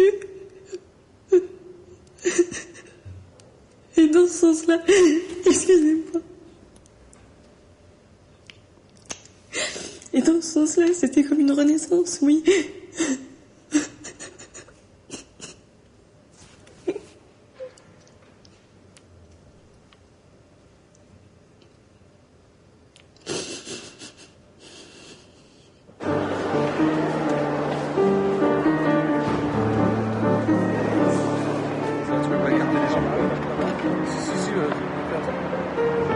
La science, la connaissance, le savoir sont entrés dans le prétoire aujourd'hui pour expliquer aux jurés ce que le bon sens, la logique, le cartésianisme, si cher au président de la cour d'assises. Sur justement la pathologie qu'est le déni de grossesse. Qui, je vous le rappelle, portait évidemment sur le déni de grossesse. Déni, dénégation, clivage de la personnalité, c'est maintenant aux jurés. L'absence de gros ventre est la preuve absolue du déni de grossesse. D'un côté, la justice qui parle d'un assassinat, le crime le plus grave, et des praticiens qui évoquent un mystère médical.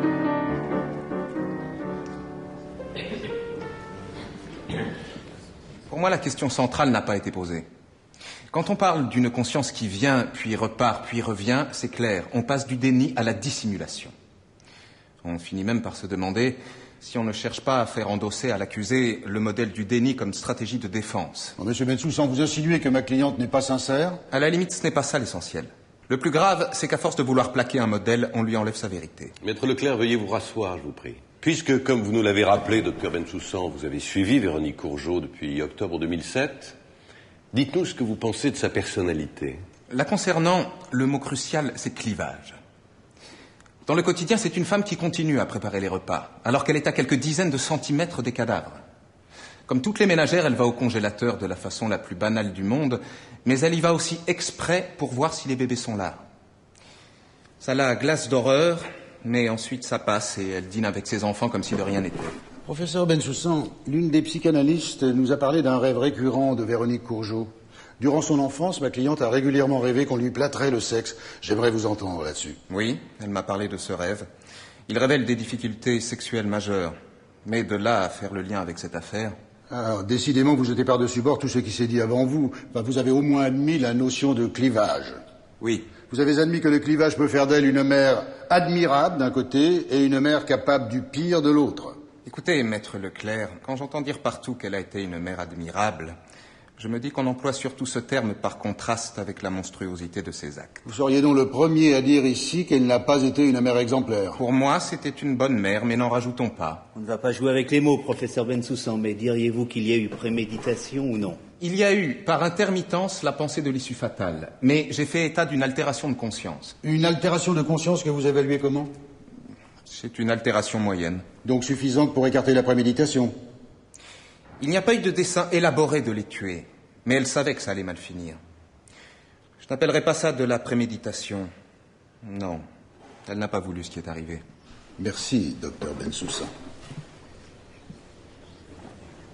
Vous avez cette femme qui est fragile, tout le monde en convient. Cette femme qui est douloureuse, tout le monde en convient. Cette femme qui est en face de cette contradiction terrible, qui est d'une part l'amour qu'elle porte à ses enfants et d'autre part les actes qu'elle a faits. Comment construire une stratégie de défense? D'ailleurs, en quoi ça a consisté? Rien à lui dire, écoutez, dites les choses comme elles sont. Personne ne peut dire que c'est nous qui lui avons soufflé cette douleur qui apparaît véritablement lorsque brusquement les larmes coulent, silencieuses de ses yeux à certains moments, lorsqu'elle trouve des mots bouleversants, mais dont on voit qu'elle a eu du mal à les trouver, avec quelque chose qui est... Bon, on voit qu'elle a essayé de rechercher en elle quelque chose, pas seulement qui explique à la cour, pas seulement qui explique à son mari, ce qui est aussi une explication, mais qui lui explique à elle-même ce qu'elle a fait et qui est incompréhensible.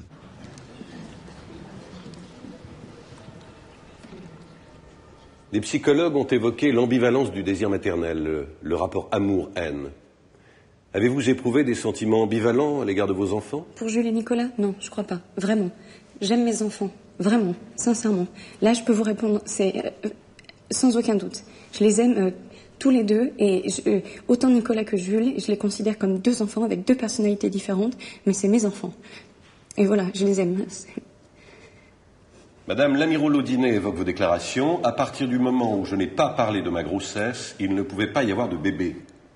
C'est vrai que si j'avais pu en parler, si j'avais pu m'écouter, enfin écouter mon corps, je sais pas. Mais je crois que quand on dit parler, on dit d'abord parler à soi. Enfin, je veux dire, on se parle d'abord à soi pour se rendre compte qu'on est bien enceinte. Et après, une fois qu'on s'est parlé à soi, on peut parler aux autres. Mais oui, si j'avais pu en parler, j'aurais pu ne pas les tuer.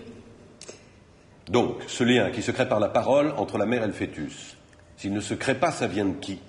De l'enfant ou de vous? Ah non, ça vient de moi, je pense. C'est donc vous qui ne créez pas ce lien? Mais oui, c'est moi, évidemment que c'est moi, c'est pas le fœtus. Pour Madame Lamiraux-Laudinet, si vous n'avez pas créé ce lien, c'est parce que vous aviez décidé de ne pas garder les bébés. Non. Non, pour moi, il n'y avait pas de bébé. Mais vous êtes d'accord qu'en créant un lien, vous ne pouvez pas tuer les bébés? Or, si vous les tuez, c'est précisément parce que vous n'avez pas voulu créer ce lien. Non, je pense que vous prenez pas le problème dans le bon sens, si je puis me permettre. C'est pas parce que j'ai pas voulu créer le lien que c'était pas un bébé, c'est le contraire. C'était pas un bébé, donc j'ai pas pu créer de lien. Je sais que c'est très difficile à comprendre, mais c'est pourtant vraiment ce qui m'est arrivé. Je n'ai jamais eu conscience d'être enceinte d'un bébé, comme j'ai eu conscience d'être enceinte d'un bébé pour Jules, et comme j'ai eu conscience d'être enceinte d'un bébé pour Nicolas. Et cette relation dont vous dites qu'elle ne s'est pas créée parce que j'ai pas voulu la créer, c'est pas vrai. Elle ne s'est pas créée, mais je ne sais pas pourquoi. Pour moi, ça commence à devenir des bébés cet été après une émission sur le déni de grossesse. J'ai vu cette femme qui avait jeté son bébé encore vivant dans la poubelle, et l'enfant avait grandi avec elle, et c'est là que j'ai compris que ces bébés, si je les avais pas tués, ils auraient pu grandir. Jean-Louis Courgeot, expliquez-nous pourquoi vous avez fait une démarche de demande de reconnaissance de ces enfants disparus. Je ne l'ai pas fait seul, Monsieur le Président. Oui, alors expliquez. C'est vrai que je pense qu'il mérite mieux que numéro 461 et numéro 462, c'est tout. Le but étant aussi de leur trouver une sépulture. Donc voilà, leur trouver une sépulture veut dire établir un état civil, leur donner un nom. Maintenant, je le redis, il ne faut pas tomber non plus dans des faux sentiments. Ce sont mes enfants, ce sont nos enfants, nos bébés. Maintenant, il n'y a pas eu cette relation qu'il peut y avoir avec un enfant qu'on attend et qu'on élève. Dans les courriers que vous avez échangés, vous faites le choix de soutenir votre épouse, de continuer à l'aimer. Oui, parce que je pense, il me paraît évident que les gestes de Véronique ne sont absolument pas calculés. D'ailleurs, je pense que s'il y a bien un point commun de toutes les conversations d'hier, c'est bien celui-là. Et je ne pense vraiment pas qu'il y ait d'intention. Et je pense qu'il y a surtout une grande détresse qui n'a pas pu, qui n'a pas su s'exprimer. Et je veux montrer que maintenant qu'elle s'exprime, hélas, avec toutes les conséquences que ça a, ça ne change pas mes sentiments pour Véronique. Enfin, si elle avait eu une tumeur au cerveau, la question ne se poserait même pas. Même pas. Mais bien sûr, il ne s'agit pas de cela. Oui, non, mais je ne veux pas rentrer dans ce débat-là, Monsieur le Président. Moi, je vous parle de mes sentiments. Moi, mon analyse, c'est que Véronique a une grande détresse qu'elle n'a pas su exprimer, un grand problème, et qu'on est devant les conséquences de ce problème-là. Maintenant, on va résoudre le problème, et je n'ai aucun doute sur le potentiel de Véronique, le potentiel de mère, le potentiel affectif. Ce qu'il faut, c'est le libérer, c'est ça qu'il faut. Et à ce silence en elle que personne n'a réussi à briser, à part les faits, alors profitons au moins de ça et arrêtons d'en rajouter. Parce que sinon, on fait quoi? On se retranche derrière les actes? On prend une attitude politiquement correcte? On sauve la face? Mais on ne résout rien. Je vous l'ai déjà dit, j'aurais très bien pu partir en courant avec mes enfants. Tout le monde aurait trouvé ça parfaitement normal. Mais ça n'aurait rien résolu. Et puis d'abord, c'est pas le fond de mes sentiments pour Véronique. Ça veut dire faire une croix sur toutes les 20 années qu'on a passées ensemble. Croyez-moi qu'on a fait beaucoup de choses. On a quand même fait des choses. Ces choses sont toujours là. Alors, partir en courant, ça aurait été de la lâcheté. Voilà. Maître Sénic, vous avez la parole. Véronique, quel regard avez-vous maintenant sur les faits, tels qu'ils sont accessibles pour vous, vos enfants et votre mari?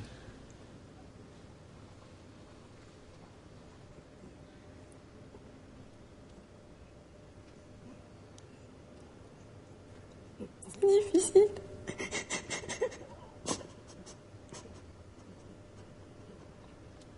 Quelle est cette réalité, Véronique?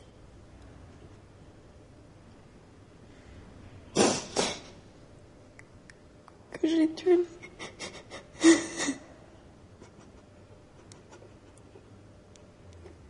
Allez-y, Véronique.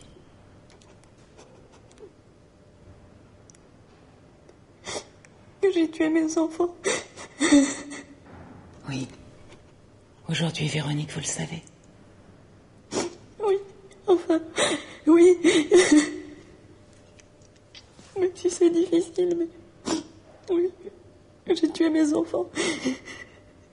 Et ceux de Jean-Louis.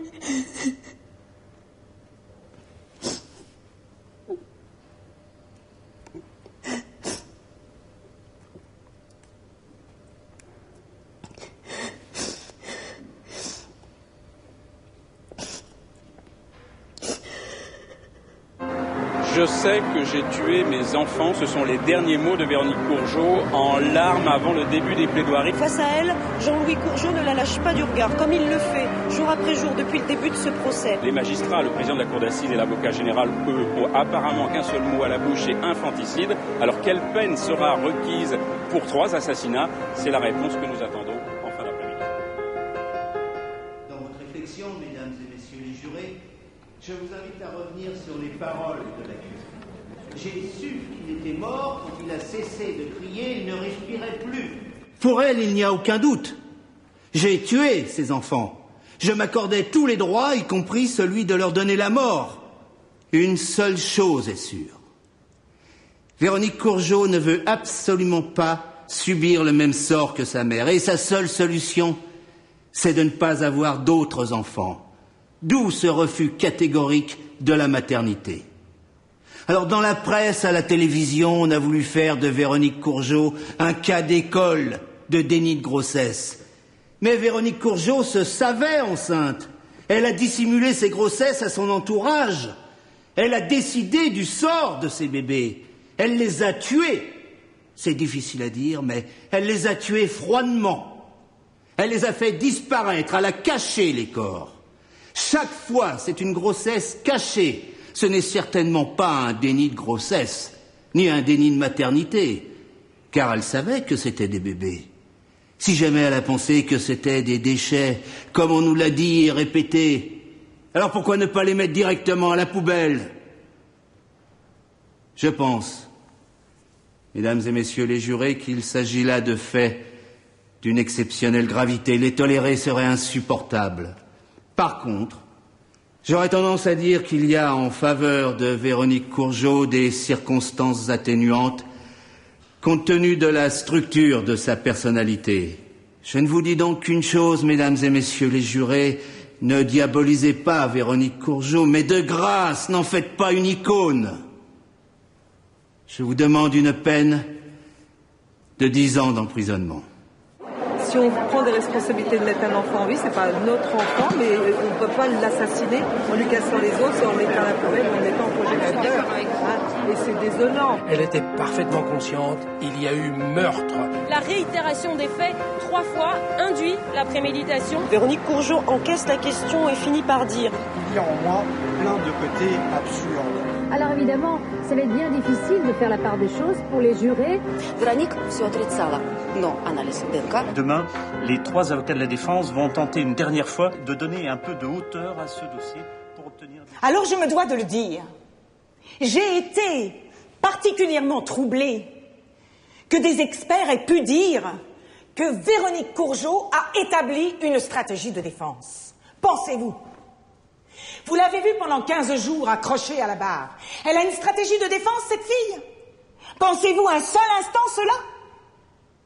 C'est qui la stratégie de défense? C'est Henri Leclerc, Hélène Delomey et moi-même. On lui souffle ses réponses. Pensez-vous qu'on peut souffler les réponses à Véronique Courgeot? C'est possible, ça? Alors non, non. Il n'y a aucune stratégie de défense. Il y a seulement une femme en face d'elle-même, avec toutes ses contradictions, ses failles, ses imprécisions, ses incertitudes. Parfois, ces perches très rares, très très rares, les perches tendues. L'avez-vous vu en saisir une seule? Jamais.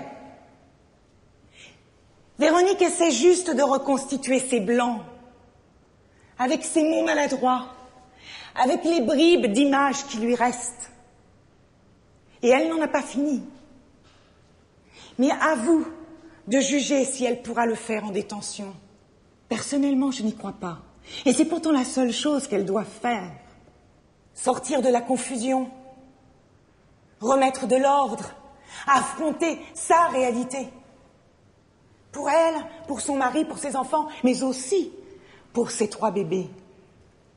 Car pensez-vous qu'une femme puisse jamais oublier ses bébés?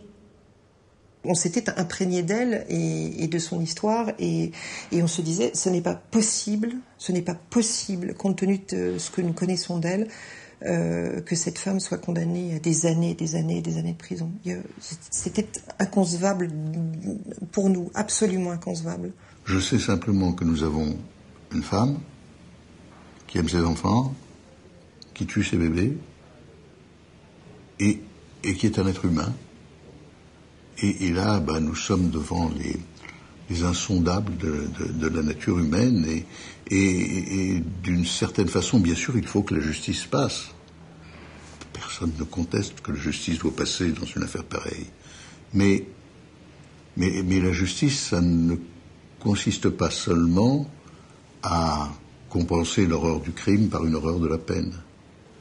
La justice, ça consiste à répondre au crime, certes, mais en même temps à évaluer l'être humain que l'on va punir. Ces bébés sont morts et ils ne sont pas morts de n'importe quelle façon. Vous allez donc punir Madame Courgeot, et je suis d'accord. Il ne faut pas qu'on dise qu'en France on puisse tuer ses enfants. On doit punir certainement la mort des bébés, c'est tellement insupportable. Oui, les bébés morts, c'est toujours insupportable, et ces bébés-là, comme les autres, ils nous sont insupportables. Mais le problème, là, ce ne sont pas les bébés. Ils sont morts, les bébés. Le problème, c'est cette femme, devant vous. Et sa peine doit tenir compte des circonstances. Mais la prison, à quoi ça sert qu'elle reste en prison? À évaluer le prix de la vie d'un bébé? Mais enfin, nous le savons, le prix de la vie. Nous le savons. La vie d'un bébé, ça n'a pas de prix. Et la peine de prison qu'elle subira, aussi lourde soit-elle, jamais n'atteindra ce prix. Alors, moi je vous le dis, mesdames et messieurs les jurés, je voudrais qu'elle sorte. Qu'est-ce que je peux vous proposer? Un suivi socio-judiciaire, ça veut dire que vous la condamnez à de la prison, mais que vous réduisez considérablement la part de prison. En revanche, vous dites, Attention, madame. Vous êtes malade. Vous êtes fragile. Il faut vous soigner. Je vous demande l'impossible parce que l'impossible me paraît juste, tout simplement. Juste pour elle. Juste pour Jules et Nicolas. Alors oui. J'ai envie que vous lui disiez, madame, acceptez d'avoir tué vos enfants, et puis allez retrouver les vôtres. Merci, maître. Véronique Courgeot, levez-vous, je vous prie. Avez-vous quelque chose à ajouter pour votre défense?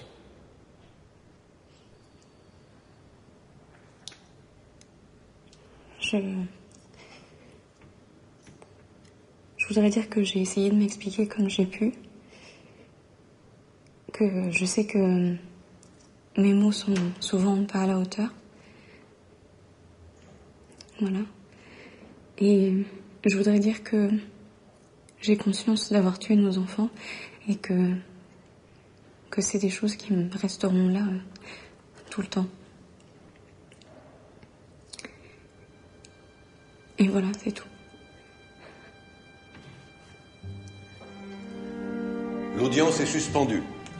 Mesdames et messieurs les jurés, veuillez suivre la cour dans la chambre de délibération.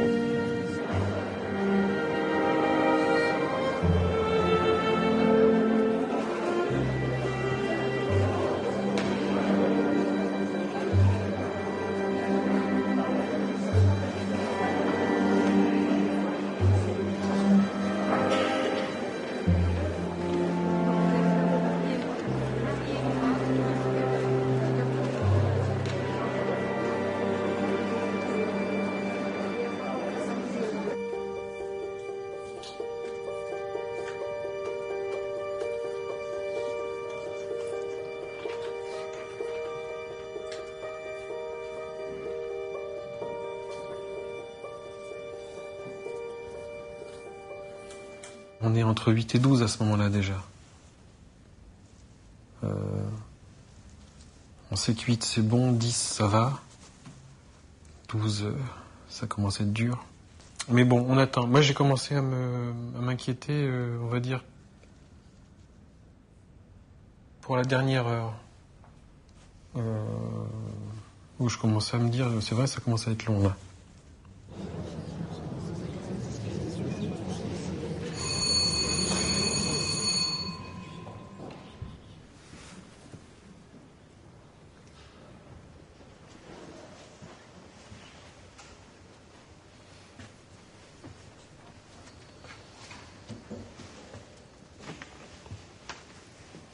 Véronique Courgeot, veuillez rester debout, je vous prie.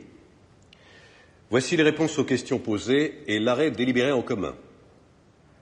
Question numéro 1. L'accusée Véronique Fièvre, épouse Courgeot, est-elle coupable d'avoir à Villeneuve-la-Comtesse, entre mai et août 1999, volontairement donné la mort à son enfant? Réponse oui, à la majorité de 8 voix au moins.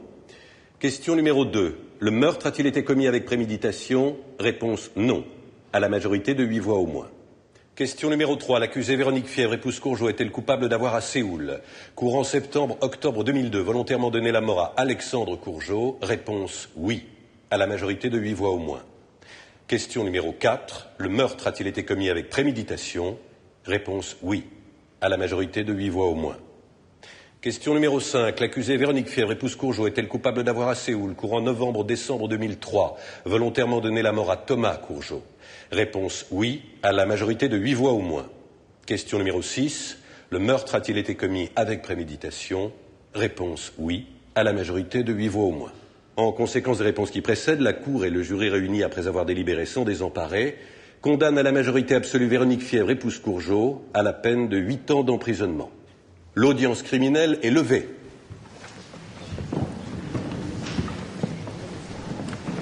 Mesdames et messieurs les jurés, merci.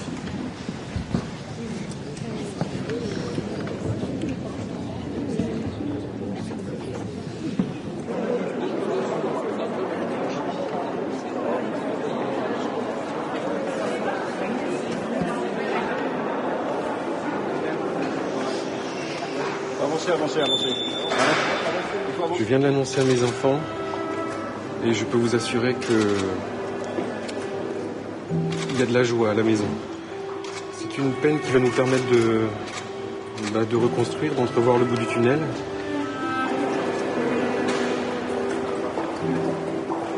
Oui, soulager, ça nous semble juste et c'est tout ce que j'ai à dire. On est très contents, on voudrait qu'elle soit vraiment avec nous le plus tôt possible. Mériter quelque chose, bon, j'ai mérité une punition, mais là, vont sortir pas trop mal comme vous avez été surpris du verdict. Je m'attendais à plus, franchement, oui. Vous avez craint le pire à un moment? Oui. C'est-à-dire? Surtout quand il y a eu les réponses aux questions, aux questions du président sur la préméditation. J'ai eu très peur. Qu'est-ce qui va se passer maintenant pour vos familles? On va essayer de se refaire, de se reconstruire. L'essentiel, c'est le bonheur. C'est ça l'essentiel. Ouais, c'est que ça. Le bonheur simple.